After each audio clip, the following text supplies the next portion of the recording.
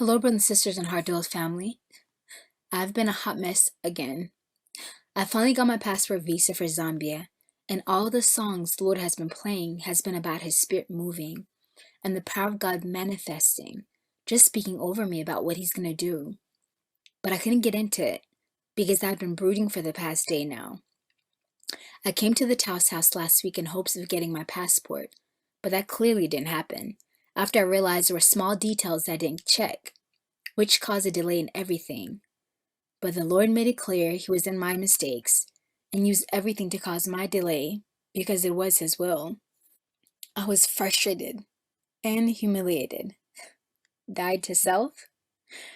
The soul who's our extern here in the Taos house has been more than helpful in running errands with me for all of this. However, there were a few comments made about my faults. I shrugged off the first comment, but it kept coming up during various times.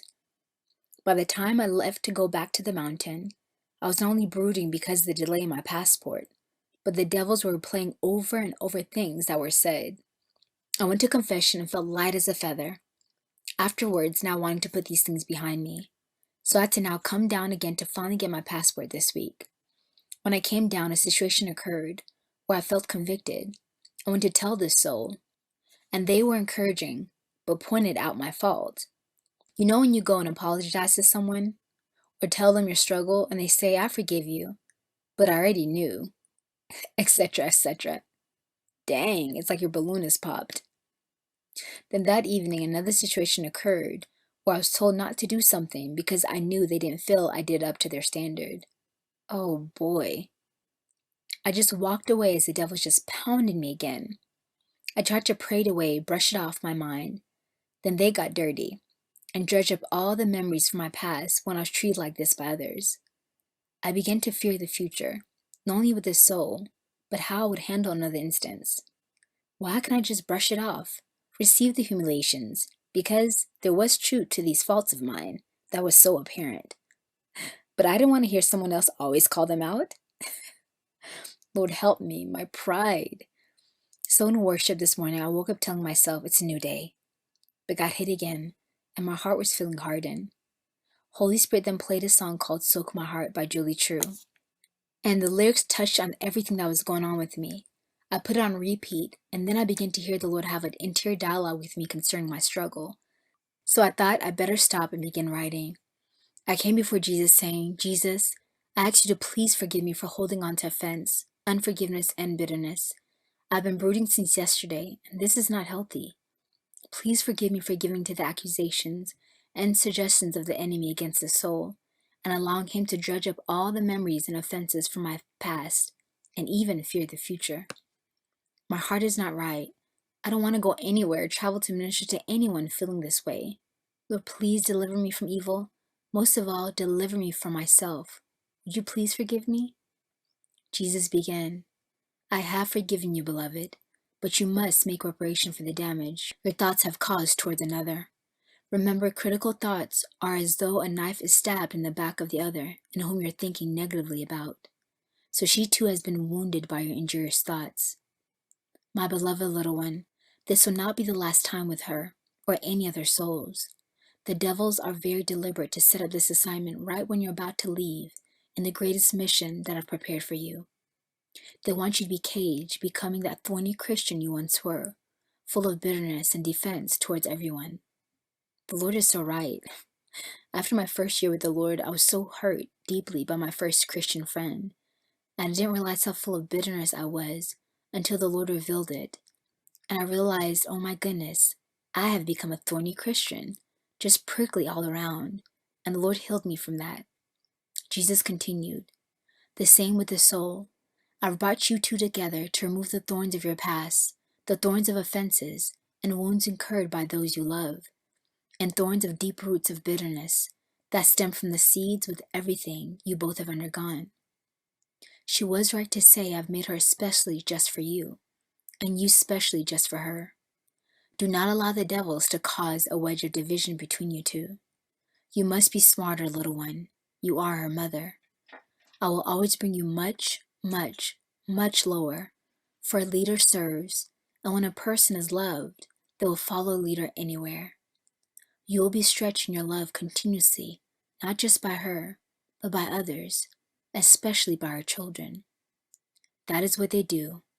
They are the greatest joys and the beautiful fruit of our union. But many times, unbeknownst to them, their actions and words can pierce like a sword. Do not take offense to it. That is what children do, and they are the closest to you and see all your faults and weaknesses. My little flower Therese delighted in her novices seeing her imperfections. Why do you despise yours? It all goes back to pride and respectability, beloved. I know that is a sore spot for you. I need you to love being looked down upon, made of no account, and even scorned, not only by your peers, but by your children from time to time. They're growing in maturity, and more importantly, growing in love. Take every blow as if from the Father's hand, and when the blows get too much, causing you to feel wounded and hurt, recognize the enemy's fingerprints, continually trying to pit you against your little ones. The issue is in your heart.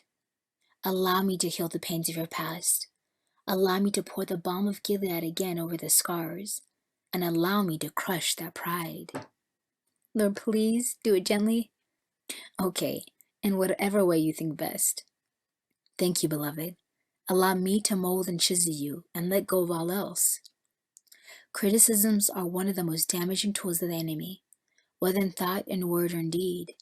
In your generation, you're raised as being normal, a way of life, even to expose faults, to call out faults, and make fun of the faults or imperfections of another.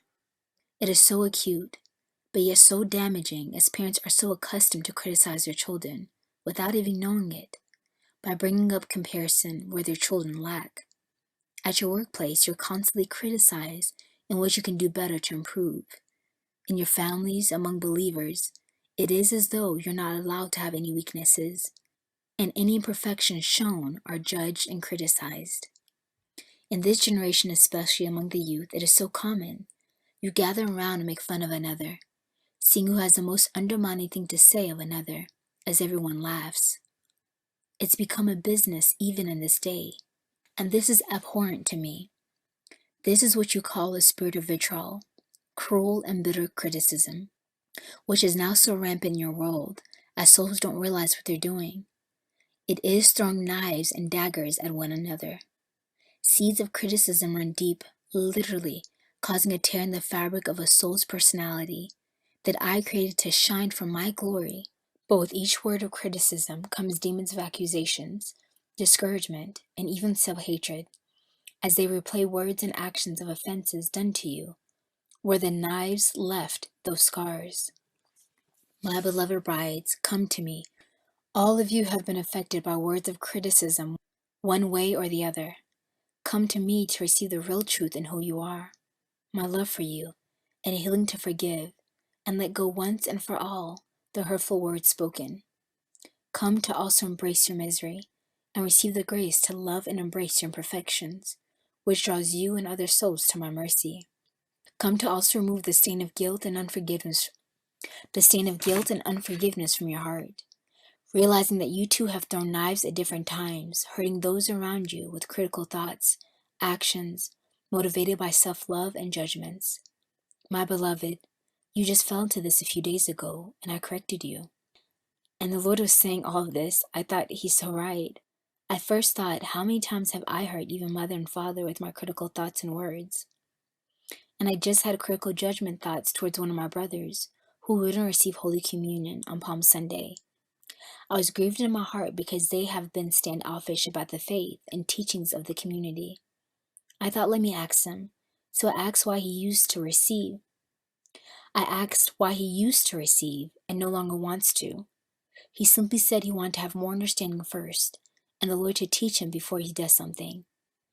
Rather than seeing that as wisdom, I criticized him in my heart, thinking he was rather regressing from the grace he once walked in.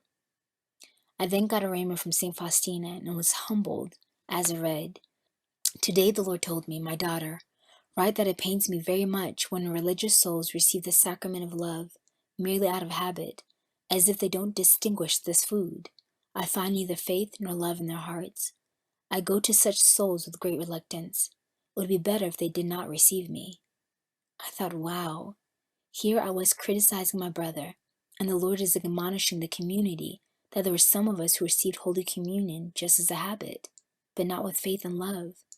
And who am I to criticize my brother who wants to understand this faith and love of Jesus in the Blessed Sacrament and receive Him properly like some of us are not doing?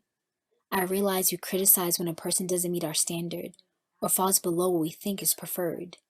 I was humbled and had me examine myself and my heart to ensure that I received Jesus with faith and not out of a habit. Jesus continued, "So the same grace and mercy I showed you, I want you now to give humbly and let go, no longer contending with these demons about this beautiful soul I've placed in your life to be a blessing. Allow me to soak your heart, my brides. You all are so close to receiving the outpouring of my Spirit that is about to come. Every single one of you. Be on guard.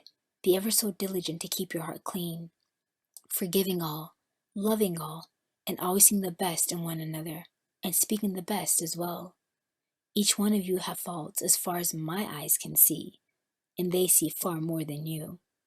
But I don't bring them up, lest you become utterly despondent about who you truly are and give up. No, I love you to perfection with each word of encouragement and affirmation and acceptance, even when you fall. So go and do likewise." And that was the end of Jesus' message. I was so nervous to share with this soul my offense and message, but the Lord asked me to make reparation, so I asked Him to forgive me for my offense.